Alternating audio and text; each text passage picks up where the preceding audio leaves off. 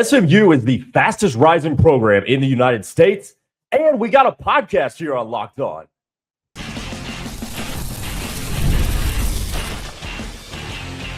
You are Locked On SMU, your daily podcast on the SMU Mustangs, part of the Locked On Podcast Network, your team every day.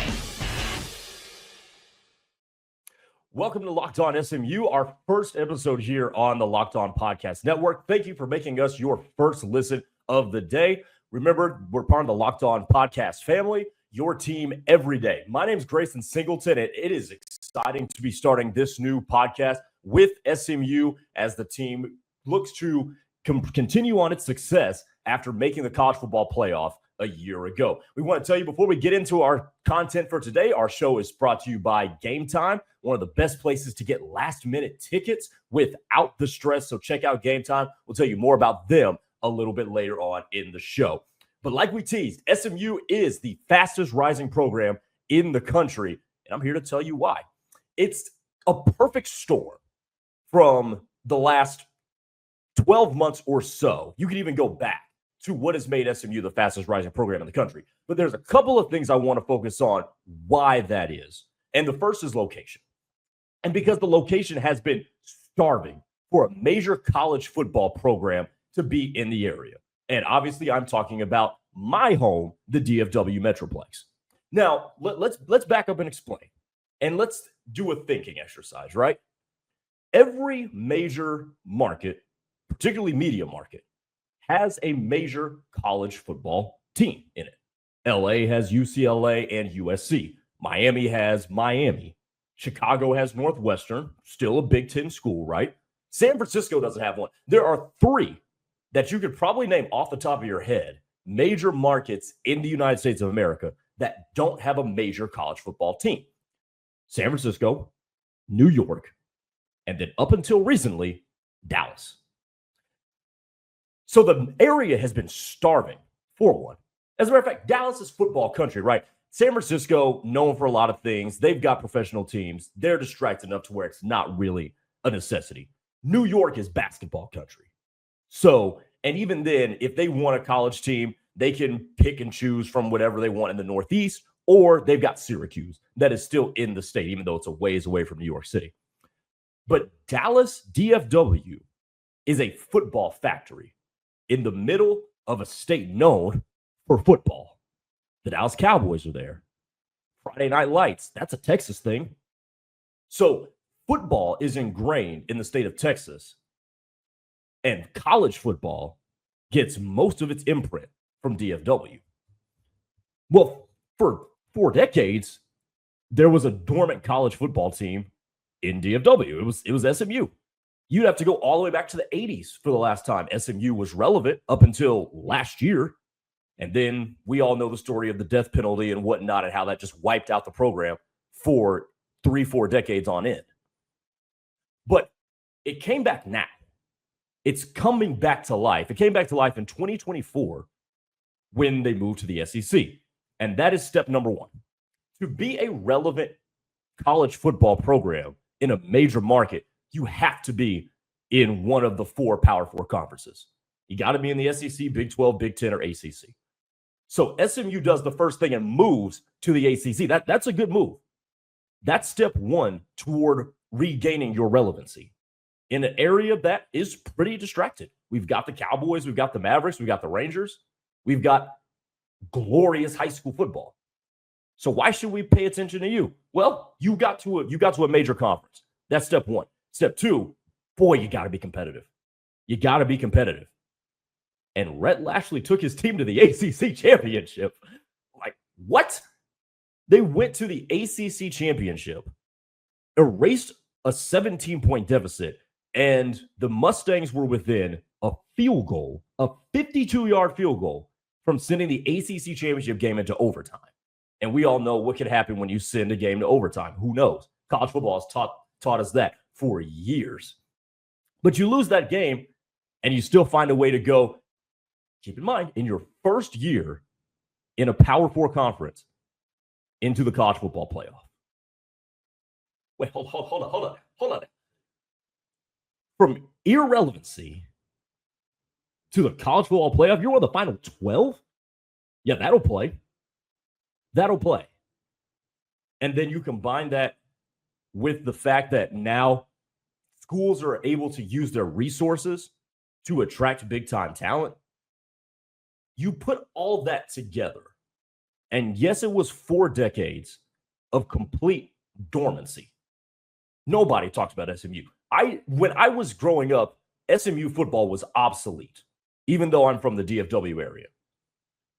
And in 1 year, Rhett Lashley has turned that thing around to where they are the fastest rising program in the country. So you had to have that whole storm of things happen, which one of the things that sets SMU apart in all of this is the fact that, well, SMU's got resources. And I'm not going to be one of these people that come on and, bemoan kids for making money. I love that kids make money. I love that everybody involved is getting paid. And I think if you have the resources, go out and use them. But this is why this had to happen in 2024, right? You start to see it. DFW's always put its kids out there. You had to join a major conference, which, by the way, conference realignment is spurred by what? The ability to use resources. And everybody needs more resources to be able to attract talent because we can pay talent now. So everything had to happen in the timeline and the way it did. I'll tell you who the pressure was on to make all this thing happen. The unknown variable was what was the coaching staff going to do? What kind of team was this staff going to field? And Rhett Lashley and his staff delivered when they had their chance. The chance was we have to do something special once we get to a major conference. And boy, did they do something a little bit more than special. So you combine all of it, and that perfect storm now has reached. That's why SMU, and what has allowed SMU to be the fastest rising program in the country. Hey, by the way, coming up on today's show, we're also going to talk a lot of recruiting. I cover recruiting in the state of Oklahoma now. That's part of my full-time job. So we're going to talk about recruiting as another benefactor of how SMU's rise has started to really help the Mustangs. But now you turn the page, right? Because you've already made the ACC championship game. You lost it. You lost in the first round of the college football playoff to Penn State in a game that really wasn't competitive. But again, nobody really expected you to be in that game in the first place. So now the question becomes, was this a one-off? Was this a fluke? Is Rhett Lashley a one-hit wonder? And that's where we get to what do other people think of you? Because if you're the fastest rising program or a one-hit wonder, the answer to that question will come in what do people think of you?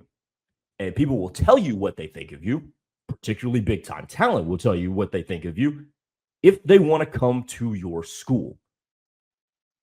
And the fact that SMU's recruiting has looked the way it has, that is something you're going to want to keep an eye on. And it's something we're going to talk about on the other side. Keep it here, Locked On SMU. Hey, this show is presented by Gametime today. Have you ever decided at the last minute to head to a ball game with your friends and family? Been there, done that, did it a lot in college. Maybe it's game day and you suddenly realize you want to be in the stands instead of watching on TV in your living room. Well, that's exactly where Gametime comes in. It's the easiest way to grab last-minute tickets without the stress. With the money you're going to save on tickets, you can splurge on other stuff like food and drinks and merch, or even invite a couple of more people because we all get a discount. Gametime makes buying tickets fast and simple. Prices on the app actually drop the closer you get to first pitch, and I have seen this with my own eyes. And they've got incredible last-minute deals, clear seat views, and the lowest price guarantee that takes any kind of worry out of buying. Gametime is the official ticketing partner of Locked On MLB, making it easy to browse the app for an exciting upcoming Major League Baseball game. And take the guesswork out of buying tickets with Gametime. Download the Gametime app, create an account, and use Locked On College for $20 off your first purchase with terms applying. Again, create an account and redeem code Locked On College for $20 off. Download the Gametime app today. Last minute tickets, lowest price, and it is guaranteed.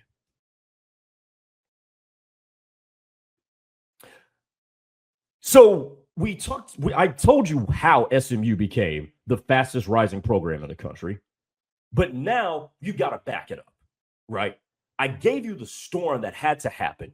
SMU had to get to a major conference. They did that. They had to make noise in a major conference. They accomplished all of that in 12 months. And that combined with the fact that they're in the DFW market, a top 6 market that is starving for college football relevancy, that was the storm.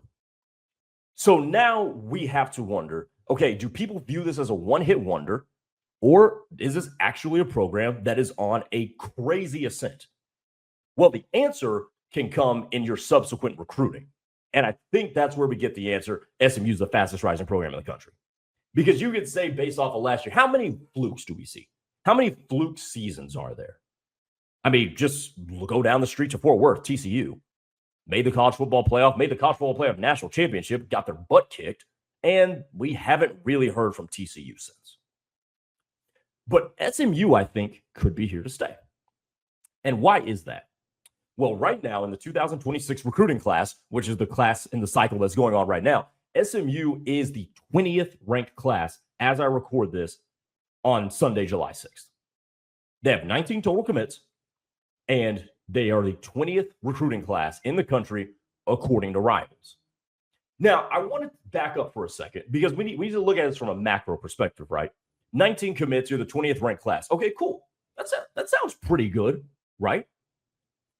Here's how the class stacks up, though. According to Rivals, SMU has 8 4-stars. 8. That would be the most they signed in one class, I don't know, ever. Literally, ever. They have 8 4-stars and 9 3-stars. And a couple others that'll round it out. But here are the guys I want to focus on that are going to demonstrate SMU's rising standing amongst DFW and really amongst the country. I'm going to give you this list. These are all 4-star guys. Christian Rhodes, 4-star running back from Dallas. Markel Ford, 4-star DB from Mesquite. Aldra Miles II, 4-star wide receiver from Kaufman, Texas. Papunga Toa Katoa, the 4-star interior offensive lineman from Euless, Texas. Drew Evers is a 4-star interior offensive lineman from Flower Mound, Texas as well. What did all those dudes have in common? I just rattled off 6 guys who are from the DFW area. Blue chippers, 4-stars. Guys that were wanted by everybody. But there's one guy that I left off in particular, and he's the prize recruit that you really need to keep an eye on. I'm going to tell you why. So this guy that I left off is Jakai Anderson, 4-star wide receiver from New Orleans. He was previously committed to LSU and flipped to SMU. Now, why is that important?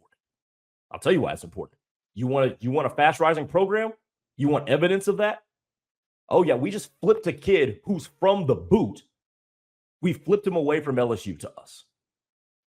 If that isn't proof enough, because again, now stars don't mean everything. Stars don't guarantee translation to the next level. But I tell you what stars will always mean and have always meant. Everybody wants that guy. You think if LSU wanted a wide receiver, LSU has been wide receiver them or Ohio State for the last 5-6 years, right? They just don't take wide receivers willy-nilly, and they do something with them. So LSU wanted that guy from New Orleans, and SMU got him to flip. Stars will always mean everybody wants you. Not a run-of-the-mill type of player. This was a dude that was nationally coveted, and you got him to flip. You think he's flipping from hometown LSU, where everybody in New Orleans grows up wanting to play football at. If you don't have some sort of substantial momentum as a program, oh no. That does not happen.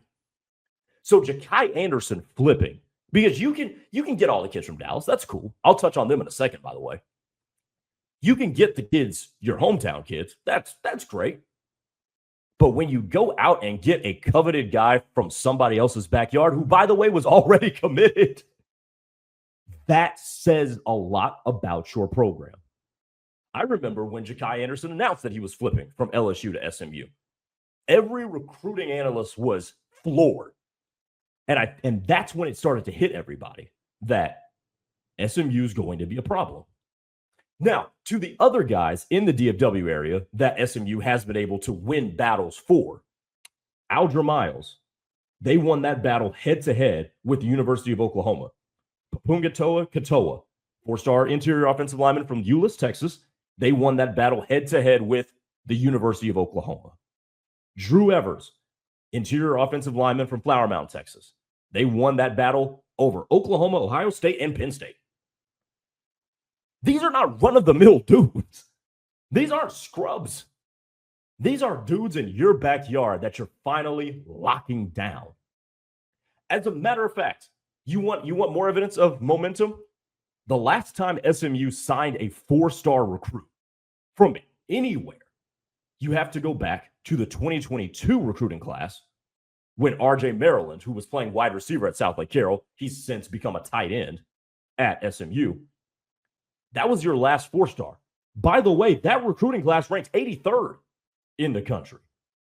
Then you go back the year before where you got Preston Stone, the four-star quarterback, from Parish Episcopal in Dallas. That's it. As a matter of fact, the fact that you're in the 20s shows substantial jump, but it also shows staying power. And that is why, really, that SMU can be regarded as the fastest rising program in the country, because the staying power is there. People aren't going to come to you if they don't think you have staying power. Oklahoma was a common theme there.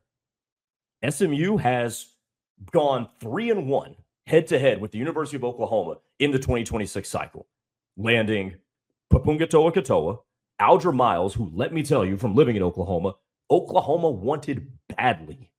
They badly wanted Aldra Miles, to the point, by the way, where Oklahoma kind of moved off some receivers that will remain nameless on their board to get Aldra Miles, to pursue Aldra Miles. You got him, you got Katoa, and then three-star corner Ryan Gilbert.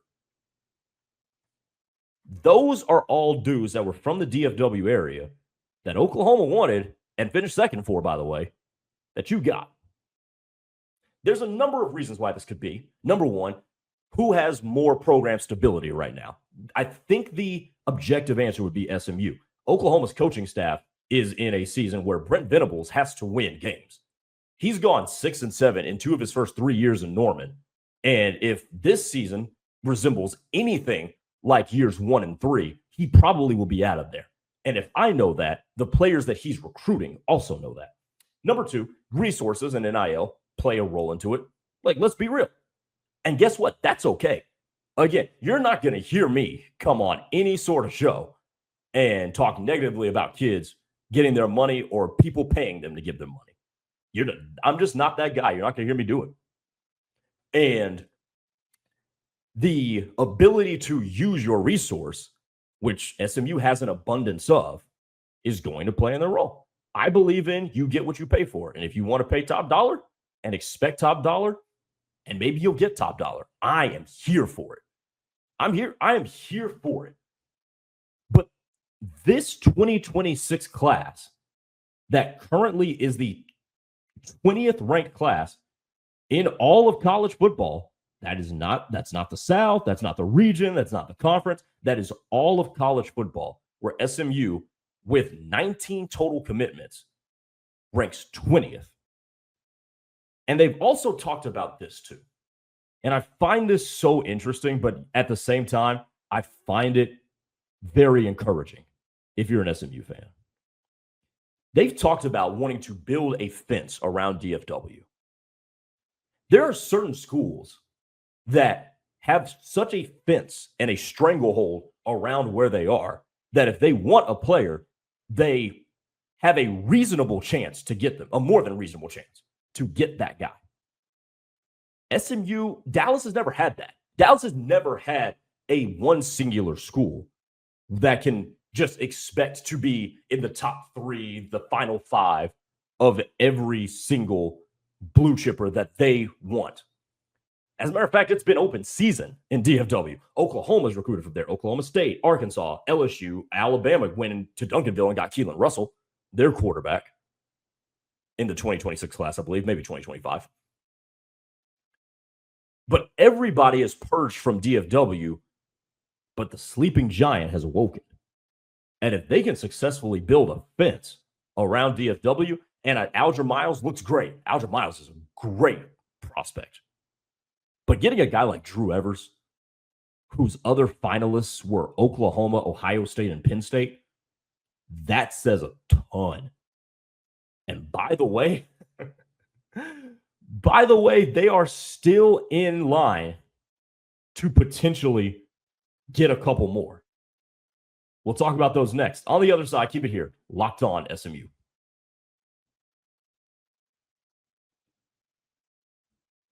Two more 2026 wide receiver targets we want to talk about in this first episode of Locked On SMU, your team every day. Thanks for making us a part of your day and making us your first listen as well. So 2 4-stars are set to come off the board in short order. And we'll start with one that I have been following for a long time. And it is 4-star wide receiver Zack Turner from Duncanville, Texas.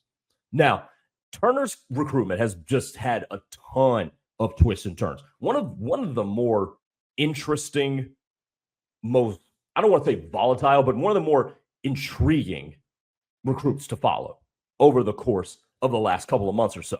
So he's going to choose on July 12th between SMU, Miami, and Oklahoma. Now, what's interesting about this recruitment, I'm telling you, this is fascinating to me. If you talk to Oklahoma people, they think he's going to Miami.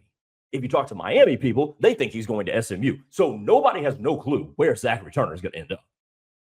What everybody does know is that he's 6'3", 210, 215. Oklahoma wants him to play wide receiver, as does SMU. Miami wants him to play tight end.